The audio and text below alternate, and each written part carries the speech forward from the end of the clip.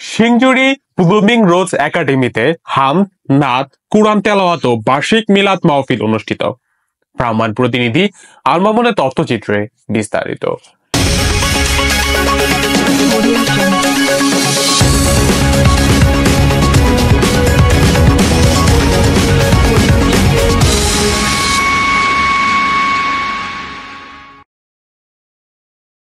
মানিকগঞ্জের ঘিওর উপজেলার ঐতিহ্যবাহী সিংজুরি ব্লুমিং রোজ একাডেমির হামদ, নাত, কুরআন তেলাওয়াত প্রতিযোগিতা বার্ষিক মিলাদ ও দোয়া মাহফিল অনুষ্ঠিত হয়েছে।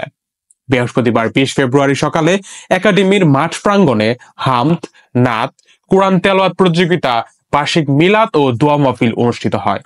ব্লুমিং রোজ একাডেমির অধ্যক্ষ মোহাম্মদ সাইদ আল মামুনের সভাপতিত্বে এ সময় উপস্থিত ছিলেন জেলা কৃষক দলের সিনিয়র সহসভাপতি মোহাম্মদ মাসুদুর রহমান মাসুদ, ঘিওর উপজেলা যুব দলের যুগ্ম আহ্বায়ক মোহাম্মদ তাজুল ইসলাম তারেক, সিংজুরি ইউনিয়ন বিএনপি সভাপতি মোহাম্মদ আব্দুল কাদের মিয়া, সাধারণ সম্পাদক মোহাম্মদ রেজাউল করিম রেজা, যুগ্ম সাধারণ সম্পাদক মোহাম্মদ শফিকুল ইসলাম শফি, ইউনিয়ন যুব দলের সভাপতি মোহাম্মদ রিপন মিয়া, কৃষক দলের নেতা মোহাম্মদ সুজন মিয়া।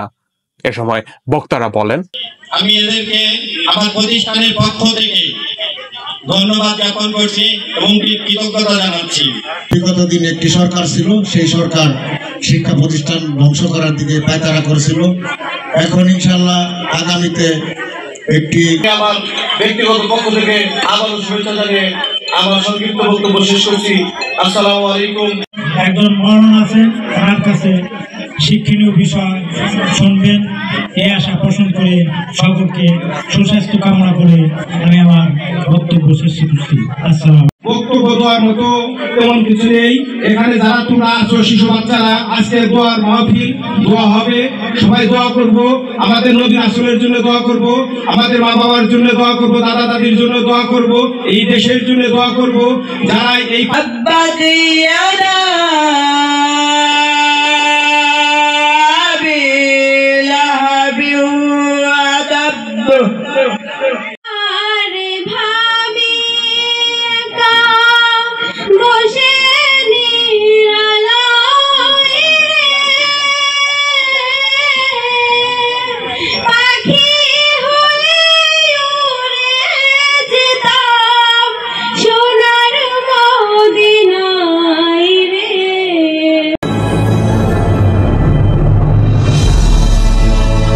আপনারা দেখছেন অগ্রযাত্রা টেলিভিশন।